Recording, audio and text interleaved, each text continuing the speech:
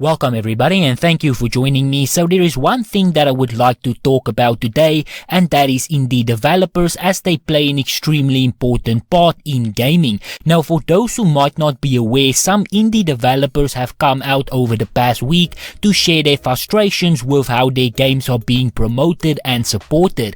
Now these frustrations were specifically with PlayStation. Now since these developers have come out, a lot has happened which I will not be covering in this video because it's not really relevant to today's topic. I will save that for my next video, but I do want to go over the statements of these developers and share them for some context. Now before I do, unfortunately I do need to make a disclaimer, because I already know that a bunch of fanboys will attack these developers and anyone who share their opinions on this story. I do not hate Sony. I think that they do many amazing things, but when a platform does something wrong or can improve in a certain aspect, it is important to talk about it. It is not a secret that this is an Xbox centric channel. I game on Xbox and I will make no apologies for my preferred gaming platform of choice, but it is important to note that I game on Xbox. I am not an Xbox gamer, and that is an important distinction. I am on the side of gamers. Before we are Xbox gamers or PlayStation gamers or Nintendo gamers or PC gamers,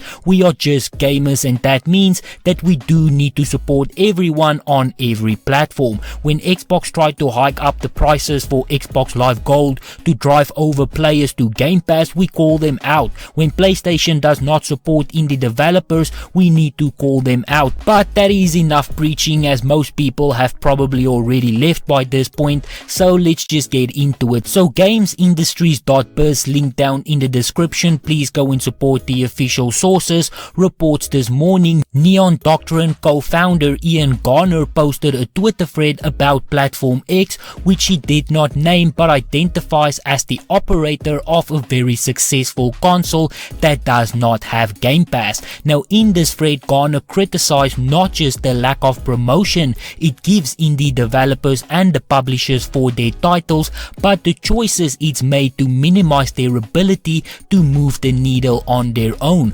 Wishlist has no effect. All of your personal marketing means nothing to Platform X, Garner said. All that matters is their evaluation. How is this evaluation done? Don't know. They do not share that, nor will they share the value they ascribe to my game. So as you can see, this specific developer is quite frustrated with the lack of communication from Sony.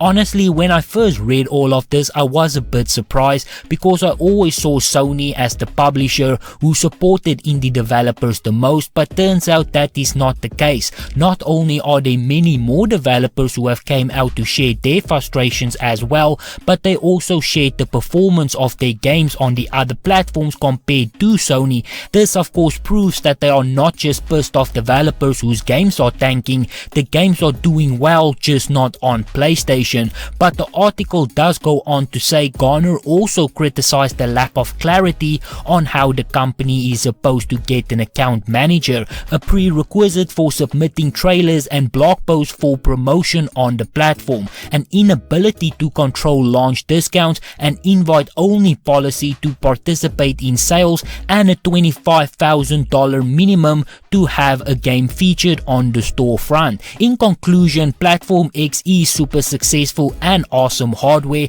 but their back-end processes is straight out of the early 2000s, Garner said. I have no idea how to succeed on this platform, and they won't ever tell me. Even if I do succeed, they may screw me anyway. Now all of these sentiments has been backed up by Whitethorn Games CEO Matthew White, who posted a totally hypothetical, definitely not real revenue breakdown pie chart in a tweet thread, noting that less than 3% of sales as a company are on Platform X, which was labeled in the charts as Nolan North, the voice actor behind Uncharted protagonist Nathan Drake. So if it is not clear, the developer is obviously joking here by referring to PlayStation as Nolan North, but White went on to say email communications with the platform are returned in months rather than days or or weeks. The process of obtaining sales reports is unnecessarily time consuming and outdated, and it has no marketing analytics or advertising assessment tools for developers.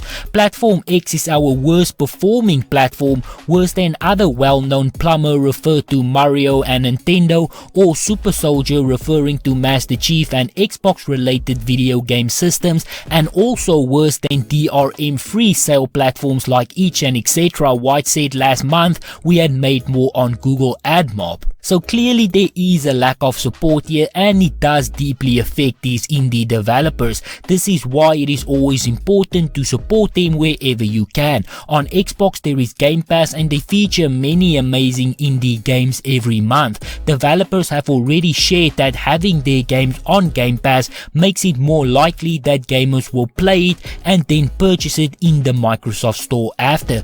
Xbox has an indie dev page and channel that is designed to support indie games. You can go and check that out. They showcase amazing indie games, as well as the indie developer Xbox Twitch channel that showcase the best of what Xbox has to offer when it comes to indie games. Most of the games that they showcase there always makes its way to Game Pass. I will also link down in the description where you can see and support more indie developers, but for now this is where I'm going to end it. So if you enjoyed this video, be sure to hit that like button. If you would like to see more videos like this, please consider subscribing, and as always, please remember to stay safe, wash your hands, don't touch your face, and I hope to see you again soon.